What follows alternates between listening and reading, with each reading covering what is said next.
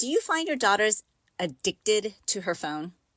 Do you struggle with your tween girl wanting to be on social media? Are you frustrated with her attention focused on TikTok or Instagram Reels? Today, we're tackling a topic that's become a huge part of our daily lives: social media and digital boundaries. We're here to help you navigate the digital world safely and responsibly, set healthy boundaries for social media use, and also encourage your daughter to take a break from screens to reconnect with the real world, right? As part of our summer series, this is an incredible topic to explore. Let's dive in. Mama, this is my invitation to you. Join me in Talk to Your Teen Girl framework. It's a 4-week course that will get you started in creating a space for your teen to feel safe. And you'll learn to respond in a way where your teen girl will feel heard and understood. This is a time where you're building trust so that you can get what you want most from your daughter. And that is to come to you about anything and everything. So head on to talktoyourteengirl.com. Are you ready? Hey mama, welcome to Raising Her Confidently. Do you want to have open communication with your teen daughter? Do you find yourself constantly thinking about how to talk to your teen or why your girl is not opening up to you?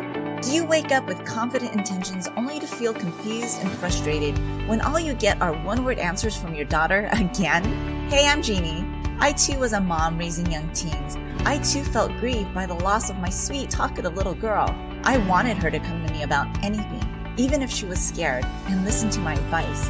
But I kept thinking, she won't listen to me, and I don't know how to approach her until I found tools to create open communication. In this podcast, you will find how to connect and talk to your teen and create a safe space for her to go to so that you will have that close relationship you dreamed of. Go grab your glass of Merlot and throw off those fuzzy slippers, and let's dig in together. What was the world like without Facebook, TikTok, and Instagram? Well, some can say pretty boring and slow, and others relief and calming. Since the invention of the internet and email, we have found ourselves in front of our desktop computers, or if you were in college in the 90s, maybe had the 4-inch thick laptop like I did with dial-up access to the World Wide Web. Did I age myself? I remember my first social media platform was Friendster. Do any of you remember that from way, way, way back when? And then there was Facebook and the smartphone, and it was all over from there. As technology advanced over the years and continue to advance with the help of AI, the ease of access to information and data have become so sophisticated. We have a generation Alpha already born, hardwired for technology. Right? That's how advanced we are. I mean, my little niece, who is 3 years old, knows how to navigate through my iPhone better than I do. There are some advantages and disadvantages to this. We are more efficient with the digital age, right? And we are, and some like to argue this, smarter. And we can produce much more than any other generation in the past. However, like anything that is good, it can be abused to the point of addiction. Addiction means a compulsive, chronic, physiological, or psychological need for a habit-forming substance, behavior, or activity, having harmful physical, psychological, or social effects, and typically causing well-defined symptoms, such as anxiety, irritability, tremors, or nausea upon withdrawal or abstinence. Okay, does that sound familiar to you? Try grounding a teen from their phone for a week. What do you get? Yes, addicted. But in all seriousness, if there are no healthy boundaries established around social media and digital use, symptoms such as irritability, anxiousness, and depression are apparent in our teenagers. Some of it has to do with exposure to lots of information, thanks to social media and technology, that gives us access to the world and beyond. So today, I want to give you 3 tactical steps to help you guide your girl when it comes to social media and digital boundaries. Number 1, let's talk about navigating the digital world safely and responsibly. Our daughters are growing up in an era where social media and digital interaction are really an integral part of their social lives and education. I don't recall, so I have 3 kids. My oldest had textbooks and a laptop. My middle child, who is just 1 year shy of my oldest, had textbooks, but more time on iPad.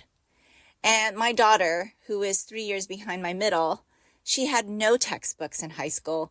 Everything was online, either a laptop, access through a laptop or an iPad. So it's no surprise that our social lives and education is very intertwined with the digital world. It's essential to teach them how to use these tools, but wisely. So we're going to start with open communication. Discuss the importance of privacy settings, recognizing trustworthy sources, and understanding the permanence of their digital footprint, right? What does that mean? When you post it and someone sees it, you cannot unsee it. Even if it disappears, even if you take the post off, somebody has seen it. So be diligent and discerning about what you post, right? That responsibility. Encourage your daughters to think before they post. Ask them questions and you can train them to ask them questions for themselves is, would I be comfortable with a future employer if they see this? How would I feel if this post were shared beyond what I intended it to be posted to? Those are great questions to have your girl practice to ask herself before she posts. It helps her think about beyond the initial reaction of wanting to post that, to think beyond that, to be discerning.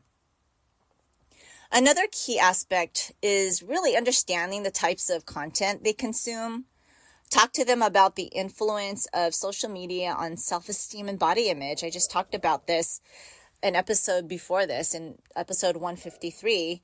If you haven't had a chance to listen to that, it's about building self-esteem and confidence, and one of it has to do with body image. Teach them to critically evaluate what they are seeing online, and remind them that social media often portrays the highlight reels and most often unrealistic versions of what the reality is. It's important to foster a sense of self-worth that's not dependent on online versions or validation of what they see. Also, be aware of the apps and platforms your daughters are using. Do you know what apps she's uploading? For a while, we have a family connection on our internet. I don't know. My husband is the tech person here, so I don't know what they're called. Family setting. So for a while, our kids, depending on their age, had to ask for permission or approval to download an app. Maybe that's something you need to do at this stage of depends on how old your daughter is, at this stage that she needs approval for an app to be downloaded. But I would encourage you to regularly review these apps together. Understand their features, what it's for, why do you need it, and discuss any potential risks. They might not be thinking about, hey, if you get this social media platform, there are risks for people, even if it's meant for young people, we live in a wicked world. There are bad people out there that pretend to be middle schoolers that are really full-grown men, right? So those are the types of things you want to discuss with your daughter openly. It's also a good idea to set up a parental control and monitoring tools for you, so you know the usage, where she's going, and you have access to these apps.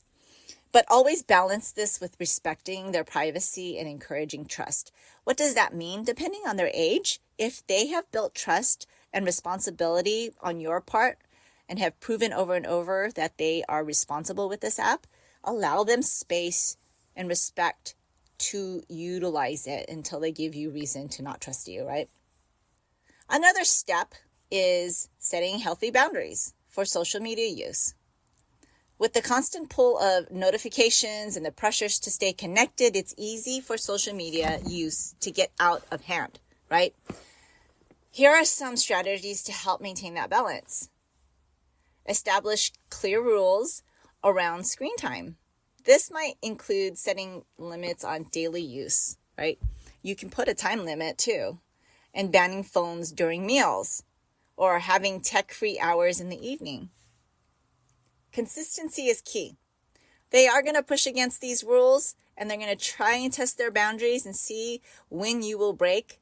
But if you will not break against these rules and stay consistent, then the tide will soon be smooth sailing, right? They will start to follow.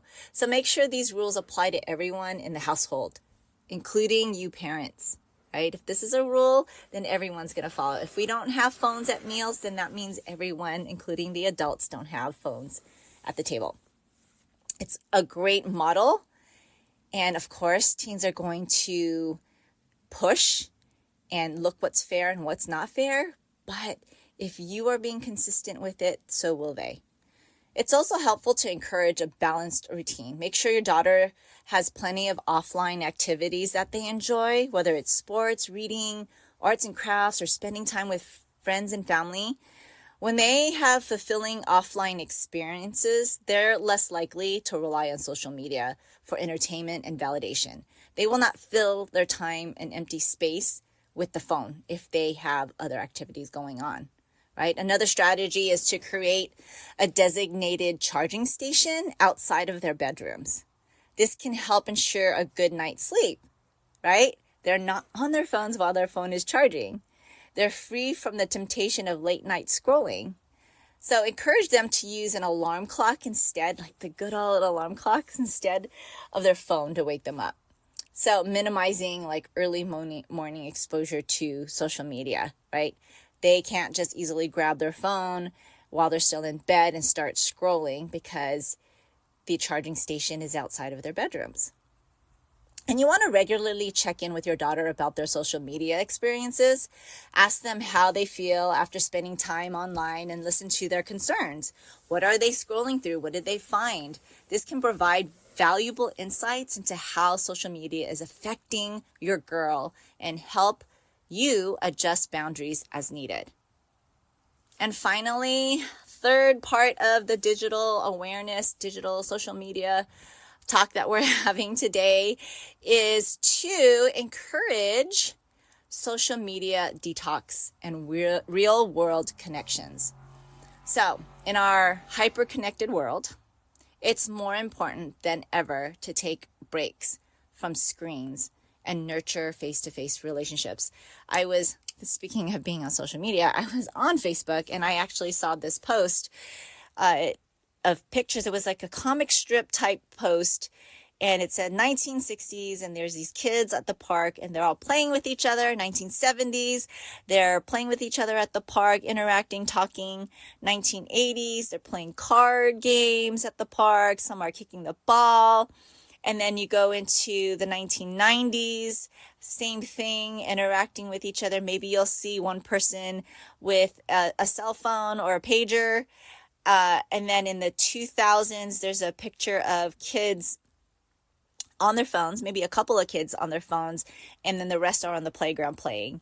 And then you go into 2010s, then you start to see the iPad and some people on some phones, and there's some kids playing. And then you get into the 2020s, and there's an image of all the kids on the playground, either standing or sitting on playground equipment, all on their phones and their iPads.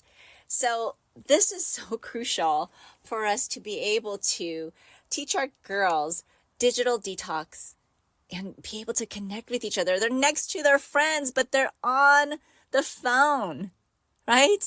They're not talking to each other, not having face-to-face relationships, even when they're sitting side by side. So start modeling this behavior yourself. I know maybe you're not addicted to the phone like your daughter is, but make it even more so apparent to her. Show your daughter that it's okay to disconnect by taking regular breaks from your devices. Plan family activities that don't involve screens, like hiking, cooking together, going out to dinner, playing a board game. These moments can create lasting memories and strengthen your family bonds. Introduce concepts of digital detox. They'll be like, what the heck? Digital detox? What does that mean? This could be a weekly event like Tech-Free Tuesdays, right? Where on Tuesdays, we just don't touch our phone. Or a longer challenge like a weekend getaway without devices. We go to Hawaii often, and I recall one year we went to the Big Island. The Big Island is very different from the island of Oahu.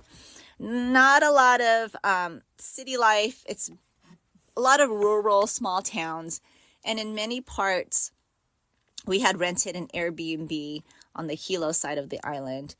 And this space was more of a rural space. They have plots of lands and people just build on it. And we had rented an Airbnb there that had literally no Wi-Fi. They did have Wi-Fi, but it was very, very weak. And my kids had given up on the fact of trying to connect, and they stayed off their phones. And believe it or not, during our time and stay there, it was one of the best times that we had. They even said it themselves. They were outside more, chasing the chickens, looking at the local vegetations, taking walks, and discovered a local beach that was absolutely beautiful. And something like this, where you can take vacations or even moments where the Wi-Fi is off and the connection can't happen, to explore new hobbies and connect with nature, or simply enjoy each other's company without distractions of technology, really helps our kids become more grounded in the relationships around them. I think it clears their head from the noise that social media and technology can bring. I encourage you to do a digital detox, whether it's once a week, a weekend, or even when you're on vacation. Be intentional about making sure there's no Wi-Fi there. Encourage your daughter to invest in real world relationships. Help them organize meetups with friends. Back in the day, that's what I did too. Organize meetups with friends, join clubs, or participate in community events that allow them the face-to-face relationships and actually interact with each other. These interactions really can build some social skills that they lack from technology and provide a sense of belonging that digital interactions can't and will not replicate, right? When you are talking to somebody, you have to talk to somebody based on their tone, be able to listen to them, and really formulate a question that somebody can understand, right? And not just text it. Emphasize the importance of self-care. I know you're thinking social media and digital boundaries. What does that have to do with self-care? It has a lot to do with self-care. Teach them mindfulness and stress relief techniques that don't involve screens. A lot of times when we want to decompress, or girls want to decompress from school, or are having a fallout with someone or a friend, they go straight to their screens to really get lost in it. Instead, do journaling, maybe meditation, or even physical exercise as an alternate to the screen.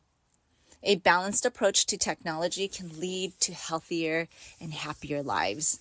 So, Mama, what are you going to focus on today? How are you going to help your daughter? Since it's summer, encourage your girl to do a digital detox and enjoy going out with friends, exploring your local city, and having fun without having to document everything for social media. Encourage them to stay engaged with the people around them and resist the temptation to see what's happening everywhere else, right? How about just focus on what's happening now with the people you're with instead of what's happening outside of that?